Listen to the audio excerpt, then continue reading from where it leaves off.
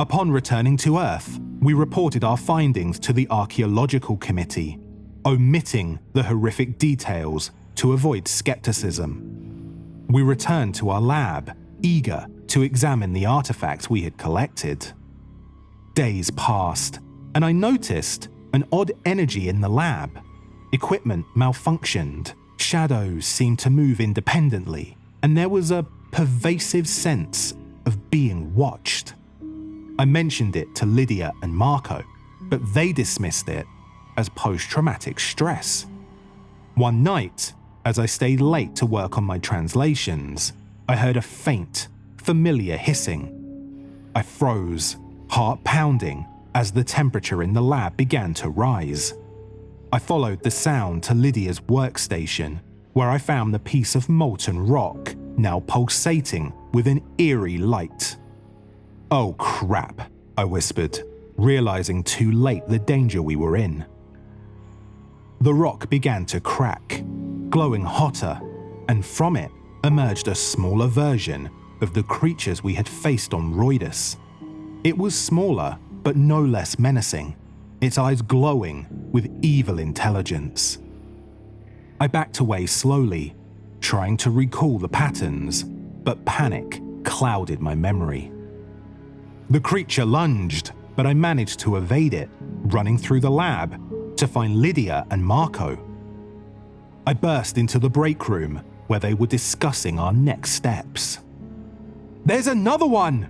I gasped. "In the lab! We brought it with us!" Lydia's face went pale as she remembered the rock. "It must have been in my bag," she said, horrified. "We have to contain it," Marco said, grabbing a fire extinguisher as an improvised weapon. The creature had grown larger, feeding off the ambient energy in the lab. It stalked through the halls, its molten eyes searching for its prey. I frantically tried to recall the sequence, my fingers tracing the patterns in the air. "Come on! Come on!" I muttered, my fingers tracing the ancient patterns in the air as I tried to recall the sequence that had banished the creatures back on Roidus. My heart pounded, and the oppressive heat made it difficult to concentrate. Lydia and Marco stood their ground, ready to face the molten terror that had followed us back from the cursed planet. The creature, now nearly twice its original size, oozed lava as it stalked through the lab, its eyes burning with pure evilness. Every step it took scorched the floor, leaving a trail of molten rock in its wake. "Florian, hurry!" Lydia shouted, her voice trembling with fear. Marco swung the fire extinguisher at the creature, but the metal melted on contact, rendering it useless. He tossed the remains aside, desperation etched on his face. The creature lunged at us, and we barely managed to dodge its fiery grasp. Lydia stumbled, and the creature's molten claw grazed her arm, leaving a searing wound. She cried out in pain, but there was no time to help her. I closed my eyes, forcing myself to remember the sequence. The carvings, the symbols, the patterns, they all had to mean something. I began to move my hands in the air, mimicking the gestures I had memorized in the cave. The creature hesitated, its molten eyes narrowing as it watched me. "It's working," I whispered. "Keep it distracted." Lydia and Marco did their best to keep the creature at bay while I completed the sequence. As I finished the final gesture, again, the creature recoiled, a guttural growl echoing through the lab. It collapsed into a pool of molten rock, the temperature in the room dropping abruptly.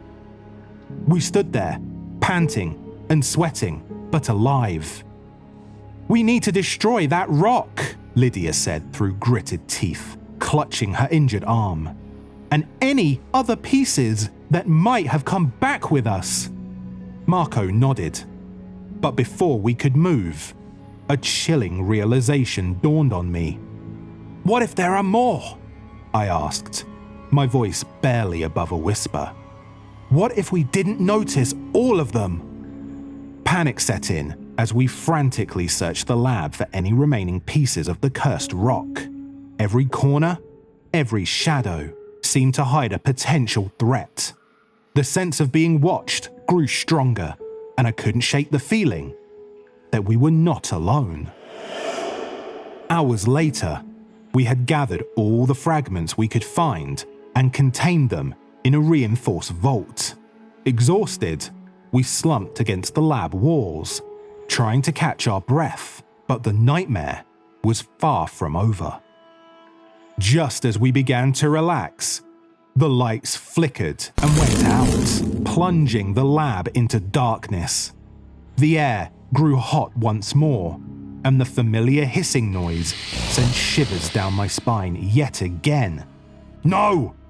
Marco whispered, his voice filled with dread. "Not again!" From the shadows emerged not one, but several of the molten creatures, their eyes glowing with a terrifying vitriol. They were smaller, more numerous, and infinitely more menacing. They moved with purpose, their molten forms dripping with violence. "There's too many of them!" Lydia cried, backing away. I tried to remember the sequence again, but the fear and exhaustion clouded my mind. The creatures advanced, their guttural growls filling the air. They circled us, cutting off any means of escape. Desperation took hold. "We need to fight them off!" I shouted, grabbing a piece of broken equipment as a makeshift weapon. Marco and Lydia followed suit, but our efforts were futile. The creatures were relentless, their molten limbs burning through everything they touched. One by one, they overpowered us, their fiery grasp searing our flesh. As I struggled against the pain, a horrifying realization hit me. The creatures were not just mindless beasts, they were intelligent, learning from our every move. They had followed us from Roidus, not just to survive, but to conquer. In my final moments, I saw Lydia and Marco fall, their screams echoing through the darkened lab. The creatures turned their attention to me, their eyes burning with hatred. The pain was unbearable as their molten claws tore into me, my vision blurring as I slipped into unconsciousness. When I awoke, the lab was eerily silent. The creatures were gone, but the damage was done. My body ached with burns, and the air was thick with the smell of scorched flesh. I stumbled to my feet, my mind racing. I had to warn someone, anyone, but as I made my way to the communication console, I realized the horrifying truth. The creatures had not just been monsters, they were part of something much larger, an ancient force awakened by our intrusion. The console crackled to life, and I sent out a distress signal, but as I spoke, my voice trembling with fear, I knew it might already be too late. Days later, as rescue teams arrived, they found the lab in ruins. The bodies of my colleagues were charred and mutilated, the air still thick with the stench of death. I was the only survivor, barely clinging to life. As they carried me out, I heard whispers amongst the rescuers, their voices filled with fear and disbelief. They had found something, a piece of molten rock, still pulsating with that eerie light I remembered so well. The nightmares returned every night, visions of the creatures that had slaughtered my friends. I knew that the horror we had unleashed on Roidus was far from over.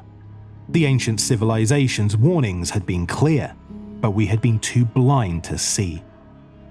Now, the molten terror had followed us to Earth, and as I lay in the hospital bed, I couldn't shake the feeling that we had only just begun to uncover the true extent of the horror. In the dark corners of the hospital, I heard the familiar hissing noise. The molten creatures were coming, and this time, there would be no escape.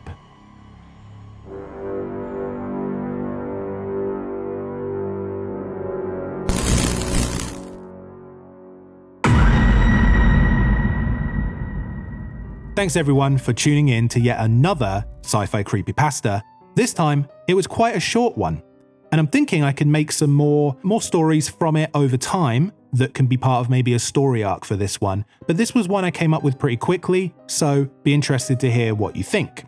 If you have any stories you'd like me to read out, whether they be on Reddit, whether it be you just send them to me, you can always send them through my email, which is in the description of this and every other video on the channel, so please feel free to do that.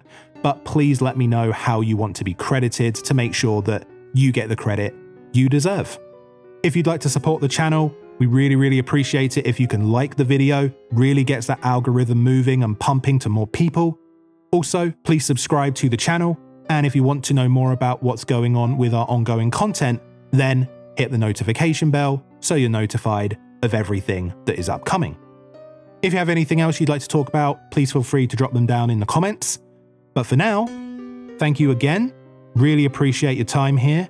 Hope you enjoyed it. If you have any other tips, or if you have any stories, not that you want to send, but you'd like me to write, then please let me know.